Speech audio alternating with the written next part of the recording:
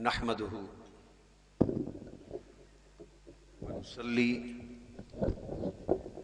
ونسلم على سيدنا ومولانا محمد رسوله النبي الأمين المكين الحنين الكريم الرؤوف الرحيم أما بعد فأعوذ بالله من الشيطان الرجيم بسم الله الرحمن الرحيم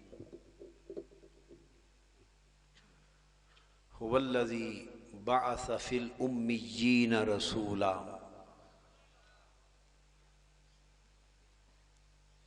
وقال الله تبارك وتعالى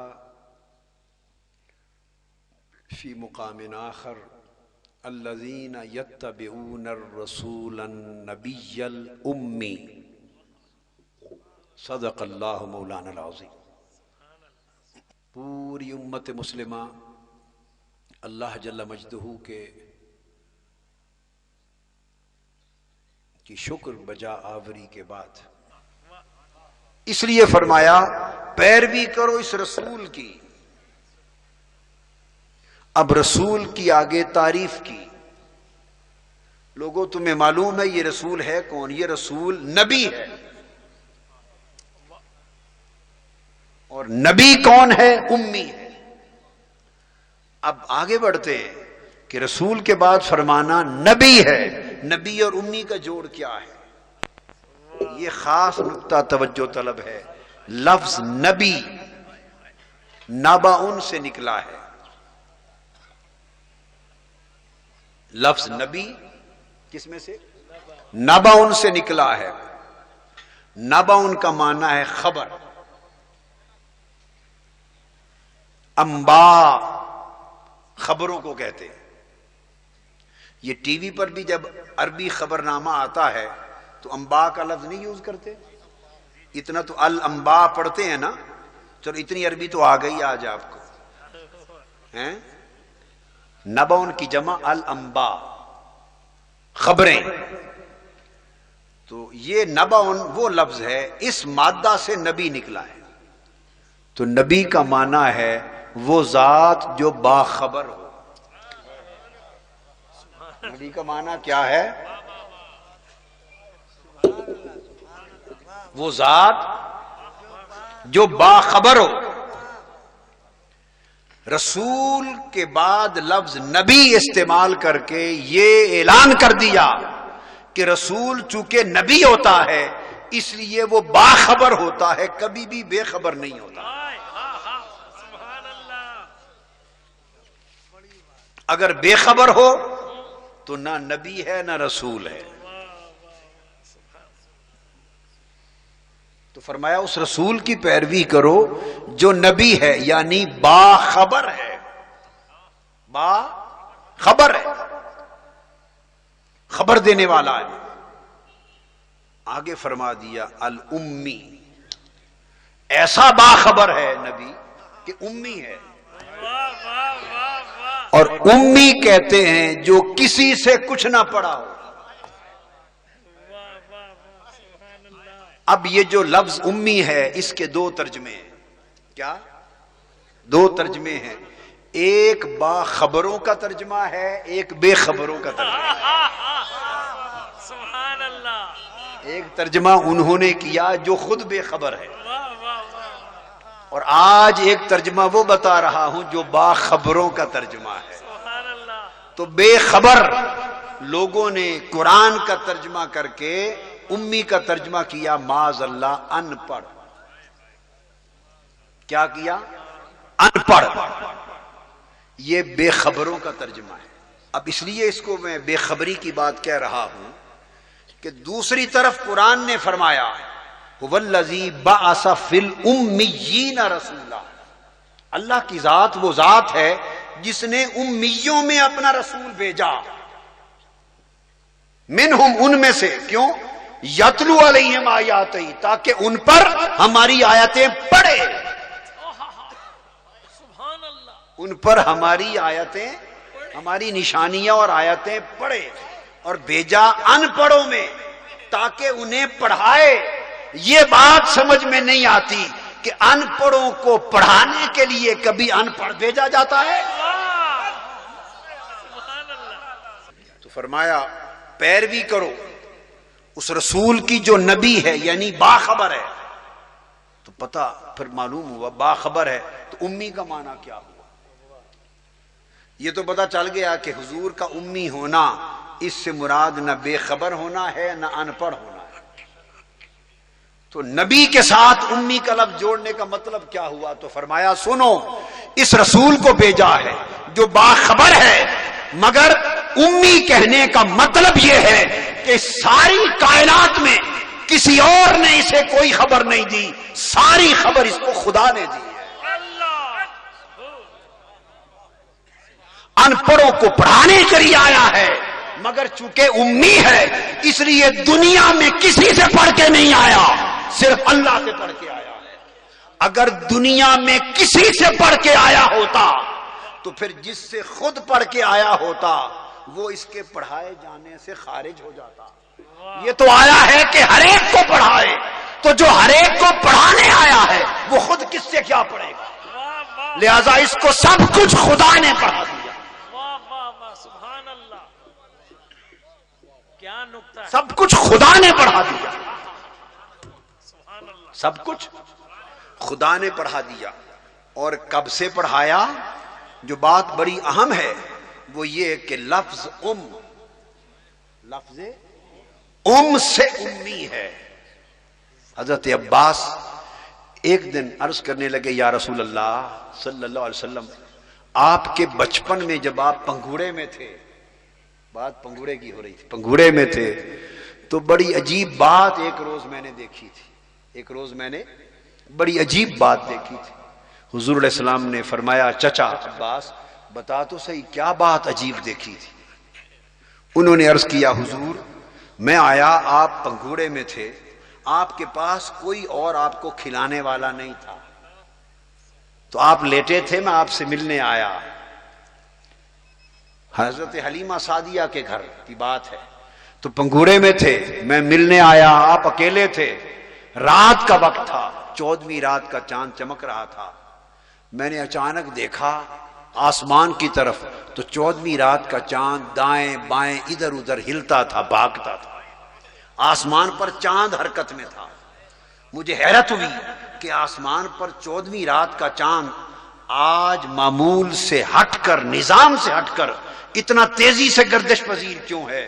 اچانک میری نظر پنگھوڑے پر پڑی. آپ پنگھوڑے میں تھے، کھیل رہے تھے، دونوں ہاتھوں کو جدھر جدھر میرے مصطفیٰ آپ کی انگلیاں ہلتی تھی چاند ہل جاتا تھا، جدھر انگلی کا اشارہ ہوتا تھا چاند کھیلتا تھا. تو چونکہ کھلانے والا اور کوئی نہ تھا تو 14ویں رات کا چاند پنگھوڑے میں کھلا رہا تھا. اللہم صلی علی محمد. کیا نکتہ ہے، واہ واہ واہ سبحان اللہ، واہ واہ واہ واہ واہ سبحان اللہ، سبحان اللہ و بحمدہ، سبحان اللہ. حضور علیہ السلام نے جب یہ بات سنی تو فرمایا چچا عباس آپ تو اسی بات پہ حیران ہو گئے، کیا میں آپ کو اس سے بھی ایک عجیب تر بات نہ بتاؤں؟ یہ ایک ہی واقعہ ہے. وہ عرض کرنے لگے یا رسول اللہ بتائیے اس سے بھی کوئی عجیب تر بات؟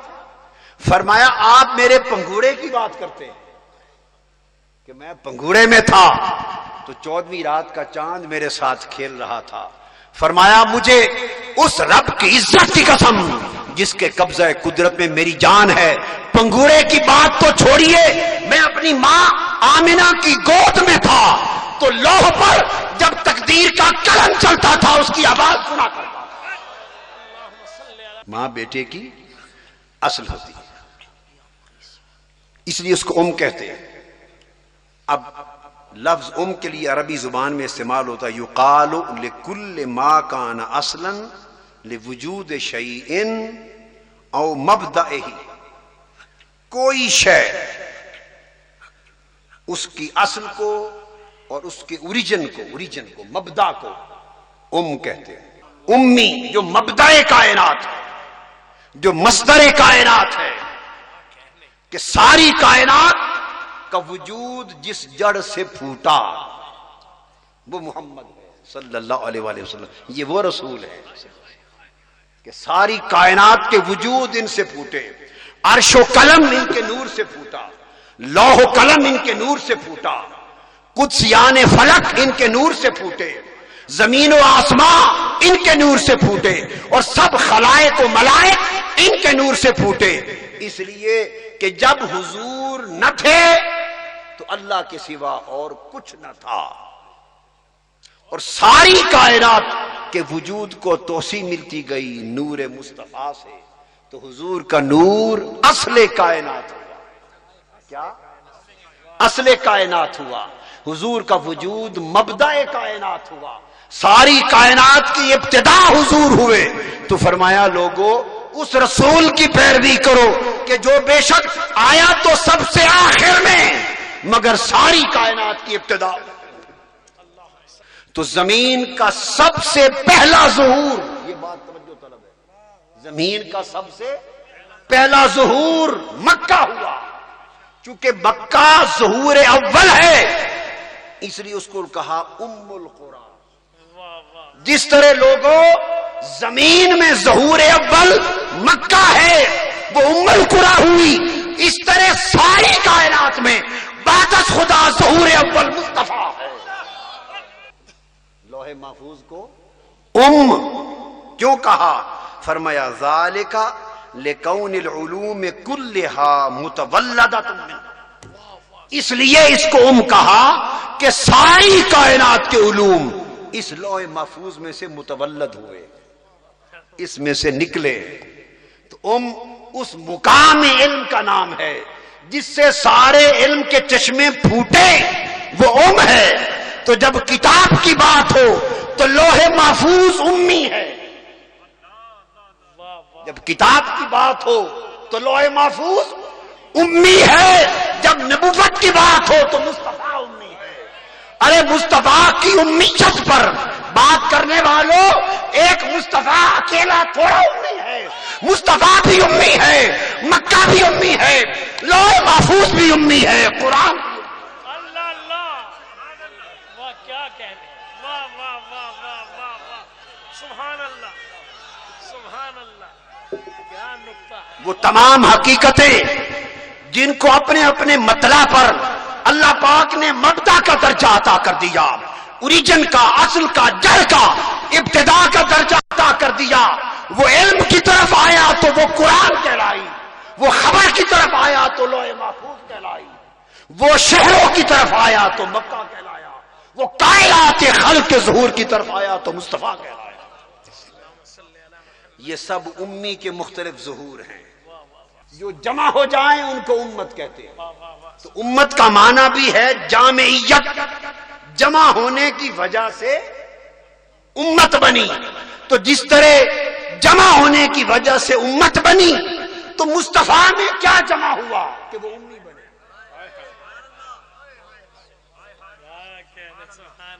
تو کچھ تو ادھر بھی جمع ہوا ہوگا جس کی وجہ سے وہ ام سے امی بنے، جامعیت۔ کچھ تو جمع ہوا ہوگا، وہ کیا جمع ہوا؟ جس نے ایک وجود کو امی بنا دیا، تو وجود ایک تھا مگر جمع اس میں ساری کائنات ہو گئی۔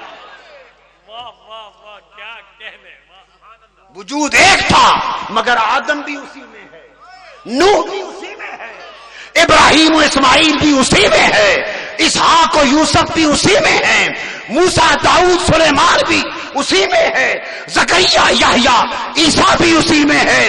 وہ اس کا حسن اگر منتشر ہو گیا تو انبیاء بن گئے، اور سارا حسن جمع ہو گیا تو مصطفیٰ بن گئے۔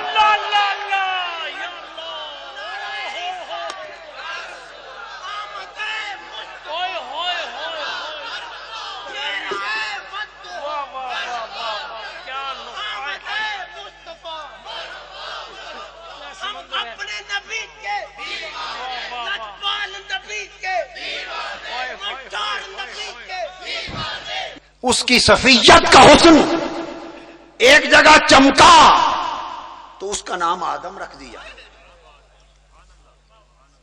اس کی خلیلیت کا حسن چمکا تو اس وجود کا نام ابراہیم رکھ دیا، واہ واہ سبحان اللہ، اس کی کلیمیت کا حسن چمکا تو اس کا نام موسیٰ رکھ دیا. اس کی روحیت کا حسن چمکا تو اس کا نام عیسیٰ رکھ دیا. تو ایک ایک حسن کی تجلی، اس کے حسن کی ایک ایک تجلی چمکتی گئی تو آدم و عیسیٰ بنتے گئے. اور جب ساری تجلیات حسن جمع ہو گئی تو مصطفیٰ امی بن گیا.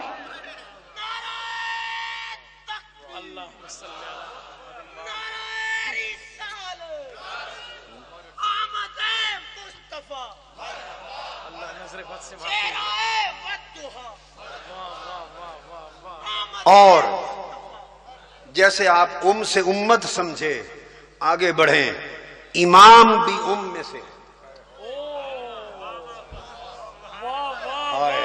کیا کہنے، ارے اسی امی نے علم بھی دیا، اس امت نے امام بھی دیے، اس نے امت بھی دیے، اس نے امت کو امام بھی دیے. امت کو امام بھی دیے.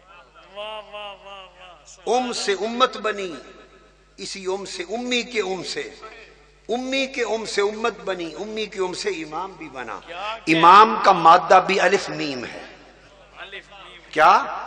الف میم. امام، امام کہتے ہیں وہ جو مقتدا ہو، جس کے پیچھے چلا جائے اس کو امام کہتے ہیں. کیا؟ جس کے پیچھے چلا جائے اس کو امام کہتے ہیں. اگر ایک امر میں کوئی مقتدا ہو تو امام ہے، اور ساری کائنات کے اماموں کا مقتدا ہو تو نبی امی ہے. امی ہے جس میں ساری امامتیں جس میں سے متولد ہوئی. علی کی امامت بھی جس میں سے نکلی، حسن اور حسین کی امامتیں بھی جس میں سے نکلی، زین العابدین کی امامت جس میں سے متولد ہوئی، محمد باقر کی امامت جس میں سے نکلی، جعفر صادق کی امامت جس میں سے نکلی، موسیٰ کاظم کی امامت جس میں سے نکلی، نقی علی کی امامت جس میں سے نکلی، علی رضا کی امامت جس میں سے نکلی، حسن عسکری کی امامت جس میں سے نکلی، امام مہدی کی امامت جس میں سے نکلی. ارے جس نے سارے امام دیے وہ امی ہے.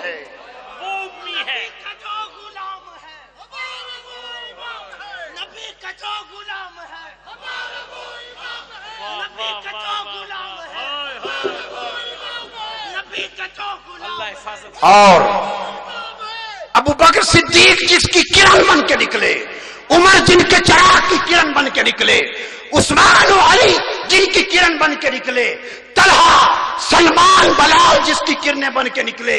ارے سب کچھ جس سے نکلا وہ نبی امی.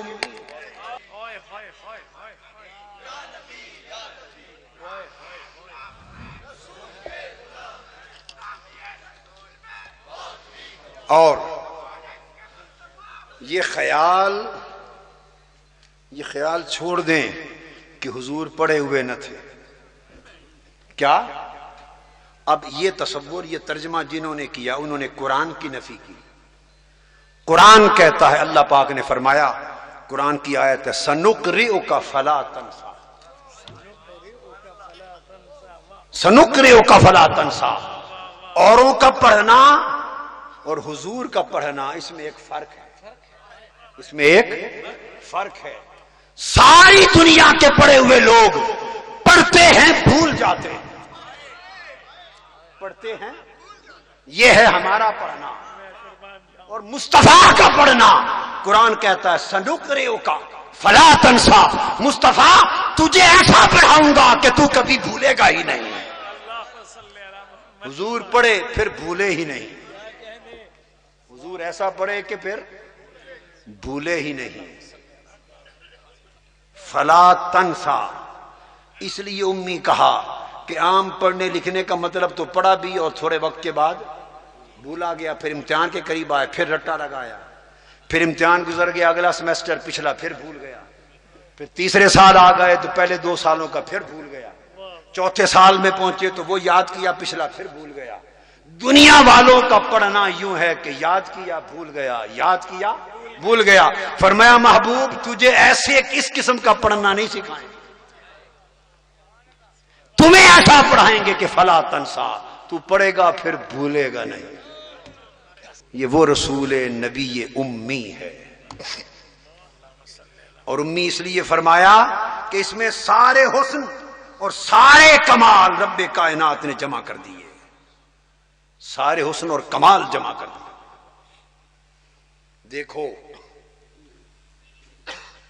آؤ صحرائے طور میں ایک آواز گونج رہی ہے. صحرائے وادی سینا میں اس دشت اور صحرا میں ایک آواز گونج رہی ہے. اپنے دل کے کانوں سے سنو. وہ آواز طور کی چوٹی سے آ رہی ہے. کوئی ایک عاشق ہے جو طالب حسن عز دی ہے. وہ حسن لازوال کا جلوہ کرنا چاہتا ہے. وہ جمال مطلق کو بے حجاب دیکھنا چاہتا ہے. وہ 30 راتوں سے طور پہاڑ کی چوٹی پہ بیٹھا ہے. وہ بے ہوش ہو کر 10 راتیں بھی گزار کر 40 راتیں ہو گئی، 30 راتیں ہو گئی. وہ پوچھتا ہے، آواز آ رہی ہے عاشق کی، رب ارنی. آواز آ رہی ہے، مولا تیرے حسن کے بکھرے ہوئے جلوے دیکھے. عاشق کی آواز زبان حال سے آ رہی ہے، مولا کبھی آبشاروں کو دیکھتا ہوں تو آبشاروں کے نغمات میں تیرے حسن کی جھلک آتی ہے. کبھی سبززاروں کو دیکھتا ہوں تو سبززاروں کے لہلہاتے کھیتوں سے تیرے حسن کی شادابی آتی ہے. کبھی باغ و بہار اور گلوں کی نکھت کو دیکھتا ہوں تو پھولوں کے حسن، نکھت اور خوشبو سے تیرے حسن کی جھلک ملتی ہے. کبھی ماں کی مامتا، اس کی تڑپتی مامتا کو کان لگا کے سنتا ہوں، اس میں بھی تیرا ایک حسن ملتا ہے. کبھی باپ کی شفقت اور پیار کے قریب ہو کے دیکھتا ہوں تو کبھی وہاں تیرا حسن نظر آتا ہے. مولا پہاڑوں کی بلندیاں دیکھتا ہوں تو بلندیوں کی ہیبت وہ بھی تیرے حسن کا ایک پردہ اٹھا دیتی ہے. کائنات کی وسعت کو دیکھتا ہوں، وہاں بھی تیرے حسن مچلتے نظر آتے ہیں. آسمانوں کی بلندیاں دیکھتا ہوں، حسینوں کے حسن دیکھتا ہوں، بادشاہوں کی سطوت دیکھتا ہوں، عالموں کا علم دیکھتا ہوں، طاقتوروں کی طاقت دیکھتا ہوں. جدھر نگاہ اٹھاتا ہوں جگ میں آ کر ادھر ادھر دیکھا، تو ہی آیا نظر جدھر دیکھا. تیرے حسن کی کوئی نہ کوئی جھلک دنیا میں بکھری بکھری نظر آتی ہے. وہ عاشق کہتا ہے، اے ہر سو اپنے حسن کی جھلکیں بکھیرنے والے، آج ایک ایسا پردہ اٹھا دے کہ تیرا سارا حسن ایک بار دیکھ لے، سارا حسن دیکھ لے. سنو روح کی کانوں سے ایک آواز آ رہی ہے، لن ترانی. اے موسیٰ، اے عاشق، جلوہ حسن کے طلبگار، میں تو دکھا سکتا ہوں پر تو نہیں دیکھ سکتا. میں تو دکھا سکتا ہوں پر تو نہیں دیکھ سکتا. اس لیے کہ میں اگر اپنے حسن کو بے نقاب کر دوں، اس طرح بے حجاب کر دوں تو پھر کوئی بھی تک نہ سکے. عاشق کہتا ہے کوئی صورت تو بنا. اس نے کہا بس اس پہاڑ کو دیکھ، حسن کی ایک تجلی پھینکتا ہوں، پہاڑ کا حشر دیکھ لینا. حسن کی ایک انعکاسی تجلی، انعکاسی تجلی پڑی. حضرت موسیٰ بے ہوش ہو گئے. پھر سنو مصر کے بازار سے ایک اور آواز آ رہی ہے کہ اے حسین مطلق، تیرے حسن کی جھلک اس پیکر یوسف میں دیکھی ہے. ایک عاشق ان بازاروں میں دیوانہ ہو گیا ہے. ایک عاشق طور پر بے ہوش ہو کے گر پڑا ہے. ایک عاشق مصر کے بازاروں میں اپنی عزت اور اپنی شناخت اور اپنا تقدس پامال کر بیٹھی ہے. اس ایک حسن کی جھلک میں زنان مصر یکجا ہو گئی ہیں کہ کیا کروں. وہ کہتی ہے کہ ایک جھلک جس نے مجھے دیوانہ بنا دیا ان کو بھی دکھا دے. سو ہاتھ کٹ گئے ہیں، انگلیاں کٹ گئی ہیں، خون بہ گئے ہیں، پھل گر گئے ہیں، مگر ایک تجلی کو سمو نہیں سکتا. مکہ کی وادیوں میں، مکہ کی فضاؤں سے آواز آتی ہے، اے ابتدائے کائنات اور ابتدائے آفرینش سے میرے حسن کی بکھری بکھری تجلیات کے پیچھے مارے مارے پھرنے والوں، آؤ آج کی رات میں نے ساری تجلیات حسن کو سمیٹ کر ایک پیکر کی شکل دے دی ہے. اے قدسیان فلک، اے حوران جنت، اے مکیران عالم، یکسو ہو جاؤ، تکو، انتظار کرو. آمینہ تو گود میں انتظار کر. دنیا میں غیرت ہے، دنیا کا تعلق رک چکا ہے، سمندروں کے تلاطم رک چکے ہیں، فضاؤں اور ہواؤں کا بہاؤ رک گیا ہے، دلوں کی دھڑکنیں تھم گئی ہیں، بت اونھے منہ کے گئے ہیں، ستارے نیچے آ گئے ہیں، زمین و آسمان کی فضائیں معطر ہو گئی ہیں. آواز آ رہی ہے میری حسن کی بکھری تجلیوں کو دیکھنے والوں، آؤ میرے سارے حسن کا یکجا پہ کر دیکھ لو. اچانک نور چمکا، مکہ سے شام اور بصرہ کے محلات چمک اٹھے. آمنہ نے دیکھا تو گود میں محمد مصطفیٰ آ گئے تھے.